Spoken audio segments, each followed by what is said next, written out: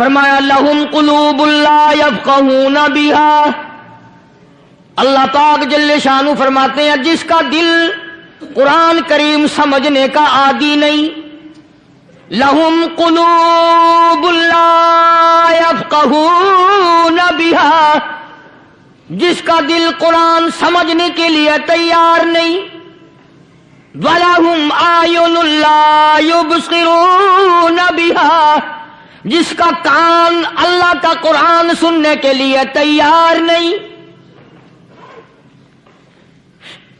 أَمْ لَهُمْ آذَانٌ لَا يَسْمَعُونَ بِهَا، ام لہم آذان یسمعون بها، جس کا کان خدا کا قرآن سننے کو تیار نہیں۔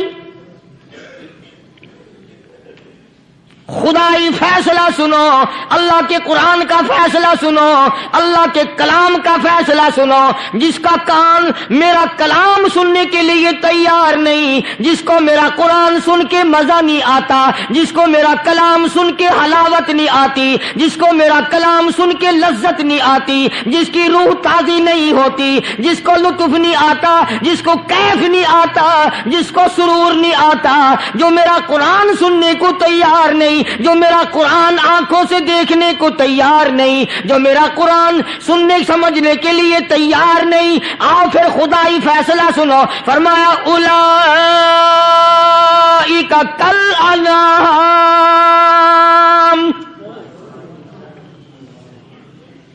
میرا فیصلہ نہیں، کسی پارٹی کا فیصلہ نہیں، کسی فرقے کا نہیں، کسی طبقے کا نہیں، کسی جماعت کا نہیں۔ فرمایا اولئک الانعام، پیدا کرنے والا مالک و خالق کہتا ہے مجھے اپنی کبریائی کی قسم یہ سارے جانور ہیں،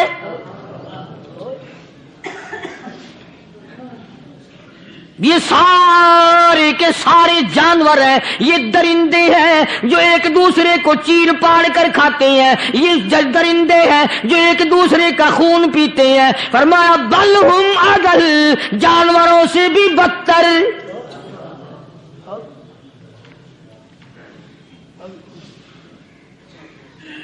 جس کے دل میں قرآن سن کر ترس نہیں، جس دل میں رحم نہیں، اپنے سے کمزور دیکھ کر جس کے دل میں شفقت نہیں، مہربانی کا مادہ نہیں، فرمایا وہ کوئی بندہ ہے، وہ تو جانور ہے۔ اور خدا قسم میں آ گیا، فرمایا بل ہم اضل، اس سے بھی بدتر۔ اللہ والے جو ہیں وہ ان خصلتوں کو دور کراتے ہیں، اور وہ آدمی کے مزاج اور دل میں سے ایسی چیزیں نکالتے ہیں جو اس کی بربادی کا ذریعہ بنتا ہے۔ دل کی بیماریوں کا کسی کو فکر نہیں، بخار ہو جائے آپ چڑھ جائے آپ کو پتہ چل جاتا ہے، نزلہ ہو جائے آپ کو پتہ چل جاتا ہے، کھانسی ہو جائے پتہ چل جاتا ہے، دل کی بیماریوں کا کیا پتہ چلے؟ صحابہ اکرام رضوان اللہ تعالی علیہم اجمعین کی جماعت کے اللہ پاک کے محبوب حضرت محمد الرسول اللہ صلی اللہ تعالی علیہ وسلم نے دلوں کی صفائی کی۔ پہلے لوگ جھونپڑیوں میں کچے کوٹھوں میں رہتے تھے، نہ اتنی صفائی تھی نہ اتنی ترقی تھی۔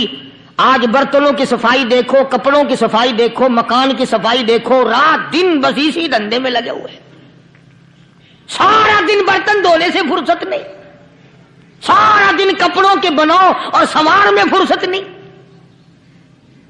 تو اللہ والے ایسے موقع پر بڑی عجیب بات کہتے ہیں، وہی مجذوب ہے، مجذوب علی رحمت کہتے ہیں بظاہر تو ہر شے میں بے حد صفائی، بظاہر تو ہر شے میں بے حد صفائی، مگر دل میں ہے گندگی انتہائی۔ بظاہر تو ہر شے میں چہرے کی صفائی، بدن کی صفائی، نہ جانے کتنی قسم کا صابن ہے، نہ جانے کتنی قسم کے پاؤڈر ہیں، نہ جانے کتنی قسم کے شیمپو ہیں، نہ جانے کتنی قسم کے کپڑے ہیں، کیا چال ڈھال ہے، کیا نئے نئے ڈیزائن ہے۔ مجذوب کہتا ہے سب کچھ دیکھ لیا بظاہر، تو ہر شے میں بے حد صفائی، مگر دل میں ہے گندگی انتہائی۔ جس یار کی بیٹھک میں بیٹھ کے کھانا کھایا، جس رشتہ دار کی بیٹھک میں بیٹھ کے کھانا کھایا، اسی کی بہن کو دیکھ کر آبرو پہ ڈاکہ ڈالنے کا پروگرام ہے۔ جس دوست کے گھر میں بیٹھ کے کھانا کھایا، اسی دوست کی بیوی کی عزت لوٹنے کا پروگرام ہے۔ پرانے زمانے میں اب بھی دلی جیسے شہر میں اگر دعوت کی جاتی ہے تو وہاں ایک تشتری میں نمک آتا ہے سب سے پہلے۔ عرب میں بھی دستور تھا پرانے زمانے میں، اگر کوئی دعوت کرتا، کوئی تقریب کرتا، سب سے پہلے نمک آتا تھا۔ ایک ایک انگلی ہر شخص نمک چاٹتا تھا۔ کیا مطلب؟ جس نے نمک چاٹ لیا اب وہ نمک حرامی نہیں بنے گا۔ اس گھر میں چوری کرنا، اس گھر کی آبرو کا غلط تصور لانا، اس گھر کے مال میں خیانت کرنا وہ حرام سمجھتا تھا جس گھر کا میں نے نمک چکھ لیا۔ اور مسلمانوں کی بات نہیں، ہندوؤں کی بھی یہ باتیں تھی۔ مولانا محمد علی صاحب جلندری سب قید رحمت اللہ علیہ فرمایا کرتے تھے کہ ایک سکھ تھا بہت بڑا ڈاکو، مسلمان اور ہندو مل کر اس کو ساتھ ملا کر کے لے گئے کہ یہاں اس گاؤں میں اس پنڈ میں ڈاکہ ڈالیں۔ سفر کر کے گئے، تکلیف اٹھا کے گئے۔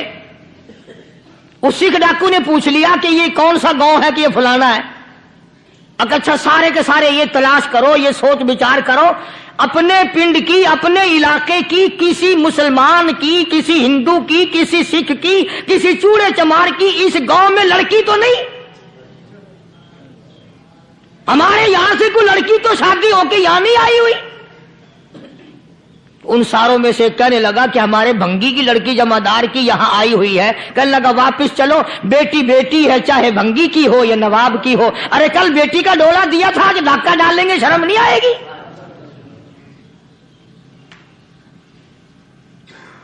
آج وہ تصور کہاں چلے گئے؟